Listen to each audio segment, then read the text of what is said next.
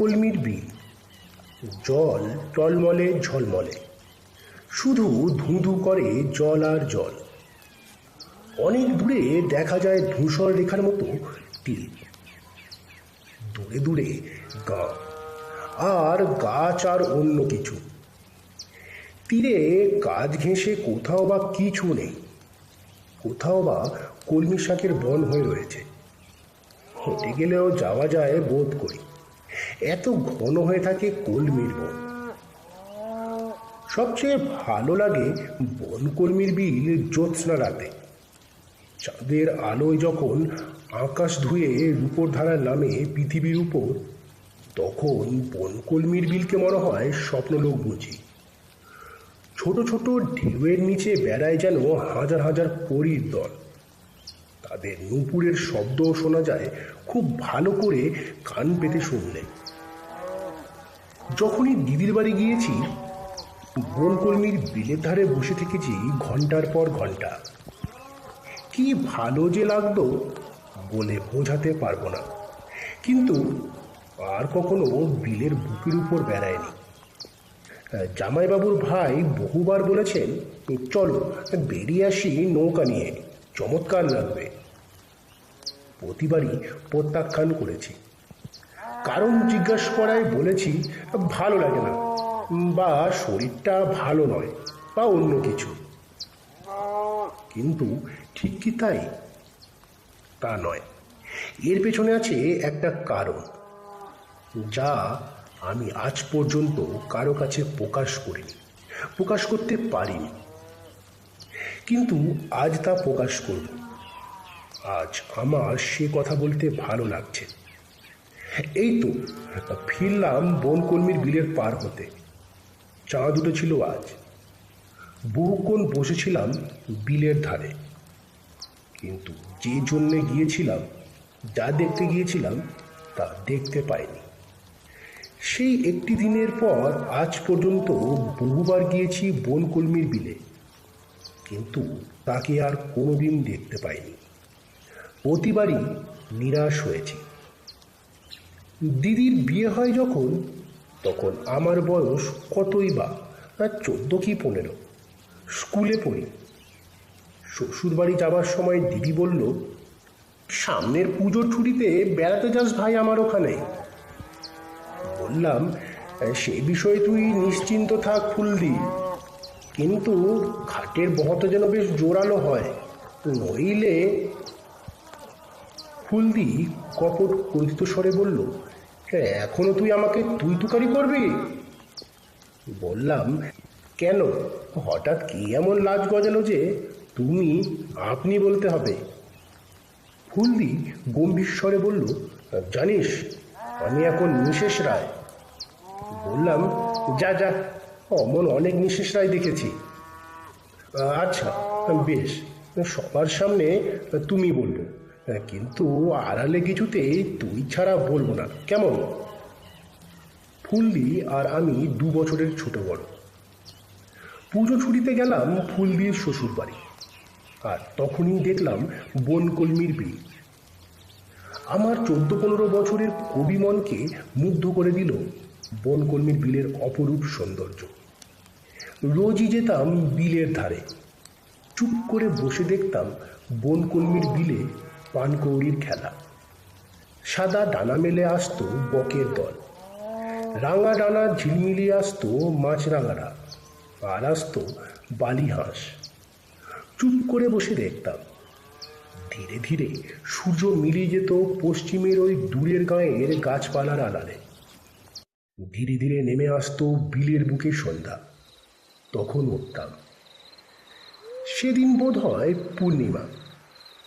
ডান দিকে পশ্চিম আকাশে সোনার থালার মতো সূর্য ডুবে যাওয়ার সঙ্গে সঙ্গেই বাঁ দিকে রূপোর থালার মতো চাঁদ উঠল হাসতে হাসতে। মুগ্ধের মতো চেয়ে রইলাম বিলের বুকে। রূপো ছড়িয়ে পড়েছে যেন জলের উপর রাশি রাশি। কতক্ষণ বসেছিলাম জানি না। চাঁদ আরো উজ্জ্বল হয়েছে, আরো উপরে উঠেছে। হঠাৎ দেখি নির্জন বিলের বুক বেয়ে তরতর করে বেয়ে আসছে একটা ছোট্ট ডিঙি নৌকা। নৌকার ধাক্কা লেগে জলে জেগে উঠছে আর ভেঙে যাচ্ছে ছোট ছোট ঢেউ। আর সেই ভাঙা ঢেউয়ে চাঁদের আলো পড়ে জ্বলে উঠছে হীরের মানিক। আরে ডিঙিটা আসছে যে আমার দিকেই। আর কি আশ্চর্য, ডিঙিটা চালাচ্ছে আমারই বয়সের ছোট্ট একটা মেয়ে। আমার অবাক দৃষ্টির উপর দিয়ে নৌকাটা একেবারে আমার সামনে এসে থামল। সেই ছোট্ট মেয়েটা চেঁচিয়ে জিজ্ঞেস করলো, কে বসে ওখানে? এরকম হঠাৎ প্রশ্নে আমি একটু থতমত খেয়ে গেলাম। একবার ভাবলাম উত্তর দেব না, শেষে 7-5 ভেবে বললাম, আমি আমি অরু। মেয়েটি বইটা তুলে কয়েক সেকেন্ড কি ভাবলো, তারপর বলল, অরু? না, চিনি না। নতুন মানুষ নিশ্চয়ই। কোথায় এসেছো? কাদের বাড়ি? বললাম। শুনে মেয়েটি বলল, ও, শৈলেশ কাকার বাড়িতে এসেছো? তাহলে তো চেনা হয়ে গেল। বেড়াতে যাবে? বললাম, কোথায়? মেয়েটি বলল, তুমি তো বড্ড বোকা। নৌকোয় বসে বললুম বেড়াতে যাবে, তাতে বলো কোথায়? নৌকো কি ডাঙায় চলে না আকাশে ওড়ে? বিলে মশাই, বিলে যাবে বেড়াতে? ও বাবা, মেয়েটি যে 1 নম্বরের কথার জাহাজ, আর ডান পিঠেও বটে। না হলে একা একা নৌকো নিয়ে রাত্রে বিলে ঘুরে বেড়ায়? কি মেয়ে রে বাবা! ফোঁস করে মেয়েটি বলল, কই উত্তর নেই যে? ভয় হচ্ছে বুঝি? যাবে তো চলো, না হলে চলি আমি। আমার দাঁড়াবার সময় নেই, 7বারও দরকার নেই। বলে ফেললাম, দাঁড়াও, যাব যাব। কাদা ভেঙে ডিঙিতে উঠলাম গিয়ে। মেয়েটি বইটা বাইতে শুরু করলো। বলল, চুপ করে বসো, বেশি ঝুঁকো টুকো না জলের দিকে, নৌকো টলবে। বললাম, আমাকে দাও না, আমি বাই। ফোঁস করে মেয়েটি বলল, থাক থাক, ঢের হয়েছে। শেষকালে ডিঙে উল্টে দাও আর কি। তোমাকে দেখেই বুঝেছি ও তোমার কম্য নয়। বলে আমার দিকে একবার অবহেলার দৃষ্টিতে চেয়ে নৌকো বেয়ে চলল। এতক্ষণে মেয়েটিকে ভালো করে দেখলাম। চাঁদের আলো ওর মুখে ও সারা দেহে ছড়িয়ে পড়েছে। কি সুন্দর দেখতে ওকে! ঠিক যেন মা দুর্গার পাশে যে লক্ষ্মী প্রতিমা থাকে ঠিক তার মতো। যেমন মুখ তেমনই চোখ, আর তেমনই টকটকে রং আর মেঘের মতো কালো চুল। পরেছে একটা নীল রঙের শাড়ি। শাড়ির আঁচলটা কোমরে ঘুরিয়ে গাছ কোমর করে বাঁধা। কি ভালো যে লাগলো মেয়েটিকে দেখে, কি বলবো। ঠিক যেন দিদিমার কাছে শোনা সে রূপকথার রাজকন্যা মধুমালা। তার দিকে অবাক হয়ে হাঁ করে চেয়ে আছি। সে বলে উঠল, কি দেখছো অমন হাঁ করে? বলে ফেললাম, তোমায় কি সুন্দর দেখতে। বোধ হয় সে লজ্জা পেল। বলল, যা, আমায় নাকি আবার সুন্দর দেখতে? মা বাবা সকলেই তো আমাকে গাল দেয়, বকে, বলে দোষী মেয়ে, হাড় জ্বালানি মেয়ে, আরও কত কি বলে। বললাম, পাগল নাকি? কখনো তা বলতে পারে না। মেয়েটি বইটা তুলে হাঁ করে বলে, আরে এই ছেলেটা পাগল না মাথা খারাপ? আমি বলছি, তবু বিশ্বাস করে না। আমায় মিথ্যেবাদী বলতে চাও? দেব বোঠের বাড়ির এক ঘা, তখন বিশ্বাস করবে। তাড়াতাড়ি বললাম, থাক, বিশ্বাস করেছি। এরপরেও বিশ্বাস না করে পারি যে তুমি দোষী মেয়ে। কিন্তু দোষী বলুক, হাড় জ্বালানি বলুক, পেঁচার মধ্যে দেখতে তো আর বলে না। হেসে ফেলে মেয়েটি বলল, তুমি না বড় ফাজিল। বলে ফেললাম, তুমি কম কিসে? আবার আমার নিন্দে? তা করো, সকলেই নিন্দে করে, তুমি বা ছাড়বে কেন? বললাম, না না, সত্যি আমি তোমায় নিন্দে করতে চাই না। বিলের বুকের উপর দিয়ে ভেসে যাচ্ছে আমাদের ডিঙি, ভীষণ ভালো লাগছে। হঠাৎ মেয়েটি বলল, তুমি আমার নাম জিজ্ঞেস করলে না? বললাম, তুমি বলবে বলে অপেক্ষা করছিলুম। মেয়েটি হেসে বলল, ও বাবা, তুমি যে একটি মাস্টার মশাই, বেশ গুছিয়ে কথা বলো তো। প্রতিবাদ করে বললাম, দেখো, আর যাই বলো মাস্টার মশাই বলো না। মাস্টার মশাইদের আমি মোটেও ভালোবাসি না। মেয়েটি হেসে ফেলল, বলল, ঠিকই বলেছ তুমি, আমিও মাস্টার মশাইদের একদম ভালোবাসি না। তোমার সঙ্গে আমার বেশ মিল আছে তো। তবে শোনো, আমার নাম কমলা, ঠাকুরদা ডাকে কমলমণি, মা বাবা দাদারা ডাকে কমলি বলে, আর পণ্ডিত মশাই ডাকে মা কমলা বলে। আর জানো মজা, নানকু আমার ছোট্ট ভাই, এই একটুখানি, এখনো ভালো কথা বলতে পারে না, ডাকে তমলদি আর তমলি, এত হাসি পায়। বলে কমলা হেসে ফেলল। কি সুন্দর হাসে মেয়েটি, ঠিক মুক্তোর মতো দাঁত চাঁদের আলোয় ঝিকমিক করে ওঠে। বললাম, আচ্ছা, তোমার ভয় করে না? অবাক হয়ে সে বলল, ভয়? কিসের ভয়? এই একা একা নৌকা বেয়ে যেতে। খিলখিল করে হেসে উঠল কমলা, যেন একটা ভয়ানক মজার কথা বলেছি। বলল, ভয়? তুমি হাসালে দেখছি। নৌকো বইতে ভয়? সে তোমার পরবে। কমলা কখনো নৌকো বাইতে ভয় করে না, বুঝলে বোকচন্দন? বনকলমির বিলের ধারে বাড়ি, আর গোবিন্দ জেলের কাছে শিখেছি ডিঙি বাইতে। আমি করব ভয়? আর একা একা নৌকো বাইতেই মজা, তার উপর এমন চাঁদের রাতে তো কথাই নেই। হঠাৎ কথা থামিয়ে কমলা আবার বলল, তুমি রাগ করলে না তো? বললাম, কেন? তোমায় বোকচন্দন বললুম বলে। রাগ সত্যি একটু হয়েছিল। এরকম হেসে উড়িয়ে দিয়ে বোকচন্দন বললে কার না রাগ হয়। কিন্তু ওর কথায় সব রাগ মুছে গেল মন থেকে। সত্যি, এই মেয়েটার উপর রাগ করা যায় না কোনো মতেই। বললাম, আর না না, রাগ করবো কেন? কিছুক্ষণ চুপচাপ, শুধু বৈঠার শব্দ জলের উপর, ছপাত ছপাত। বনকলমির বিলের জলে হাজারখানা হয়ে চাঁদ নেচে বেড়াচ্ছে। কমলা মুখ ঘুরলে। জানি ও মেয়ে কতক্ষণ আর মুখ বুজে বসে থাকবে। বললে, জানো, আমি জল ভীষণ ভালোবাসি, আর ভীষণ ভালোবাসি নৌকা বাইতে, এইরকম নৌকা বেয়ে ভেসে যেতে। প্রায় সারাদিনই যখনই সুবিধে পাই আমার এই ডিঙিটা নিয়ে ভেসে পড়ি। এই ডিঙিটা আমি আদায় করেছিলাম দাদুর কাছে আবদার করে। জ্যোৎস্না রাত হলে তো আমি, সত্যি বলছি, ঘরে থাকতে পারি না। এই যে ঢেউগুলো দেখছো না, এরা হলো পরী। জ্যোৎস্না রাতে এরা আমায় ডাকে। আমি যতক্ষণ পারি ওদের সঙ্গে কথা বলি, গান গাই। আমি গান গাই আর ওরা নাচে।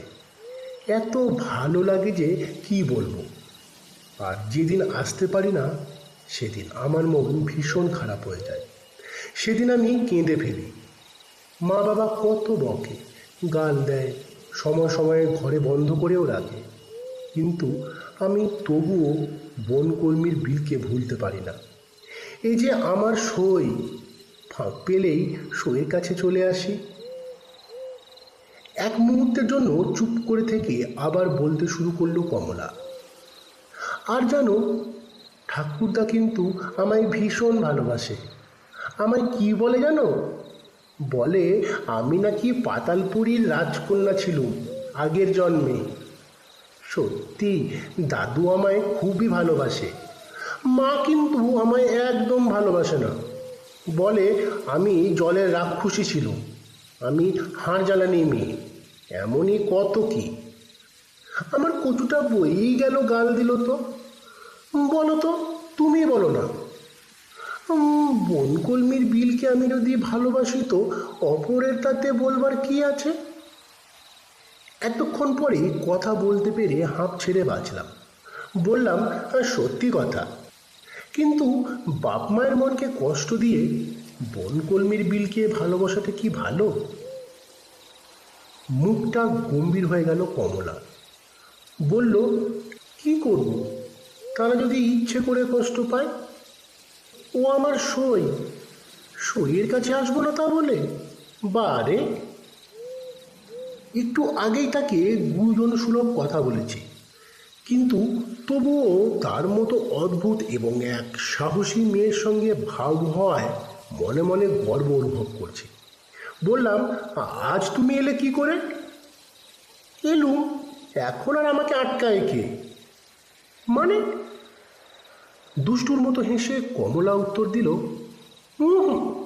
তা কেন বলবো? না বলো তো বই গেল আমার। আমিও উদাসীন হতে ছাড়ি না। আমার দিকে চেয়ে কমলা বলল, আচ্ছা আচ্ছা বলছি। একদিন কি মজা হয়েছিল শোনো। সেদিন থেকেই তো আর কেউ আমাকে আটকায় না। যখন খুশি বিলের মুখে ইচ্ছে মতো ভেসে বেড়াই। অবশ্য ঠিক এমনই জ্যোৎস্নার রাতে। শোনবার আগ্রহ খুবই ছিল, তবু আগের মতো উদাসীন সুরে বললাম, শুনি, তবু কি হয়েছিল? কমলা বলতে লাগলো, সেদিনও ঠিক এমনই জ্যোৎস্না রাত, বোধ হয় পূর্ণিমা। রাত তখন অনেক হবে, সবাই ঘুমিয়ে পড়েছে। মা আমাকে পাশে নিয়ে শুয়েছিল। আমি কিন্তু ঘুমোইনি। মনে মনে আগেই যে ভেবে রেখেছি বিলে যাব। ভালো করে দেখলুম মা অঘরে ঘুমোচ্ছে। সাবধানে মায়ের পাশ থেকে উঠে আস্তে আস্তে খিল খুলে একেবারে বিলে এসে হাজির। আহ, কি আরাম যে লাগলো! আমার ডিঙিটা বাঁধা থাকতো ওদিকের একটা সজনে গাছের গোড়ায়। তখনই ডিঙি খুলে ভাসিয়ে দিয়ে বেয়ে চললুম। সই যে ডাকছে। চাঁদের আলোয় চারিদিক ধপধপ করছে, আর আমি একা বিলের বুকে ডিঙি বেয়ে চলেছি। আমার সই বনকলমির বিলে। যেতে যেতে অনেক দূরে গিয়ে পড়ল। ওই যে দূরে গাঁটা দেখছো, প্রায় ওইখানে। ফিরবো ভাবছি, হঠাৎ দেখি চাঁদের আলো কমে আসছে। কি ব্যাপার? কখন যে আকাশের কোণে কোণে মেঘ জমে উঠেছে তা লক্ষ্যই করিনি। ভয় হয়ে গেল। একবার ভাবলুম ওই কাছের গাঁটায় ডিঙি ভিড়িয়ে দিই, কিন্তু আরেকবার ভাবলুম, যাকগে, খুব জোরে বেয়ে গেলে মেঘ ভালো করে জমবার আগেই বোধ হয় পৌঁছে যাব নিজের গায়ে। তাই করলুম। প্রাণপণে বইটে ঠেলে ফিরতে লাগলো। কিছু দূর এসেছি আর ঝড় উঠল। উফ, কি ভীষণ হাওয়া! শাঁসা করে এগিয়ে আসছে কালো দৈত্যের মতো ঝড়। অন্ধকার হয়ে গেছে চারিদিক। না পারি দিক ঠিক করতে, না পারি ডিঙি সামলাতে। আমার যে তখন কি হতে লাগলো কি বলবো। ভয়ও পাচ্ছে খুব, মজাও লাগছে বেশ। আকাশের দিকে চেয়ে দেখলুম সব অন্ধকার। বিলের দিকে চেয়ে দেখি সে যেন রাগে ফুলেছে। সেই রাগের হাত থেকে ডিঙি রাখবার অনেক চেষ্টা করলুম, শেষকালে আর রাখতে পারলুম না। এমন একটা দমকা ঝড় এলো যে আমার ছোট্ট ডিঙিটা উল্টে গেল। আমি মুগ্ধ বিস্ময়ে তার কথা শুনছিলাম। এখন থাকতে না পেরে বলে ফেললাম, হ্যাঁ বলো কি? সে বলল, হ্যাঁ শোনো না, আমার ডিঙিটা গেল উল্টে, আর সেখানকার জলে কি যেন হলো। আমি সাঁতার কাটতে পারলুম না, ডুবে গেলাম। একবার উঠবার চেষ্টা করেছিলাম প্রাণপণে জানো, কিন্তু মনে হলো জলের নিচ থেকে কে যেন আমার পা জোর করে আঁকড়ে ধরে আরও নিচে টেনে নিয়ে যাচ্ছে। বিস্ময় কেটে গিয়ে আমার যেন ভয় করতে লাগলো। বুকটা ঢিপ ঢিপ করছে। রুদ্ধ নিঃশ্বাসে বললাম, বলো কি? তারপর? তারপর আর কি, আর উঠতে পারলুম না। আমার গলা বুঝে আসছে, স্বর বেরোতে চায় না। কোনো মতে বললাম, কি বললে? কি বলো? আর কমলা বলল, হ্যাঁ। আমি ক্রমশ নিচের দিকে নেমে গেলুম, আর উঠতে পারলুম না। আমার চোখের সামনে থেকে সব মুছে যাচ্ছে। কমলার মুখ, বিলের জল, আকাশের চাঁদ, তারা সব যেন অন্ধকারে ডুবে যাচ্ছে। চিৎকার করবার চেষ্টা করলাম, বলতে চেষ্টা করলাম, তুমি কি মানুষ নও? কিন্তু গলা দিয়ে স্বর বেরোলো না কোনো। একবার শুধু কানে এলো কমলার খিলখিল করে হাসি, আর শুনলুম সে যেন বলছে, ও কি হলো, যা ভীতু কথাকার, সব সমান রে। তারপর আর কিছু মনে নেই। যখন আবার বোধশক্তি ফিরে পেলাম, দেখি বিলের ধারে মাটিতে মুখ গুজে পড়ে আছি। আশেপাশে কেউ কোথাও নেই। উঠলাম, শরীর ভীষণ দুর্বল ঠেকছে। মনে হলো যেন মাসখানেক রোগশয্যা থেকে এই সেরে উঠেছি। কোনো রকমে বাড়ি ফিরলাম। ফুলদি জিজ্ঞেস করলো, এত রাত পর্যন্ত কোথায় ছিলি? বললুম, খেতে দাও আগে, পরে তোমায় বলছি। জামাইবাবু আর আমি একসঙ্গে খেতে বসলাম। জামাইবাবু বললেন, কি হে, এতক্ষণ ছিলে কোথায়? আর একটু দেরি হলেই আমরা লাঠি সোটা নিয়ে তোমাকে শিকার করতে বেরোতুম, তা ছিলে কোথায়? বললাম, বনকলমির বিলের ধারে।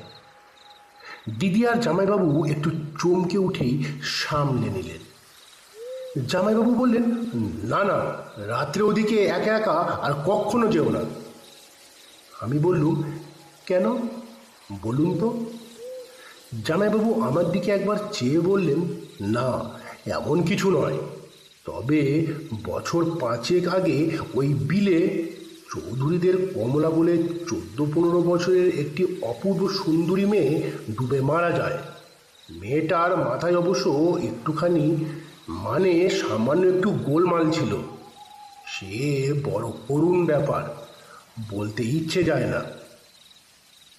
আমি তাড়াতাড়ি বললাম, থাক, তবে আর বলবেন না। সেবারে যতদিন দিদির বাড়ি ছিলাম আর কোনোদিন বনকলমির বিলের ধারে যায়নি।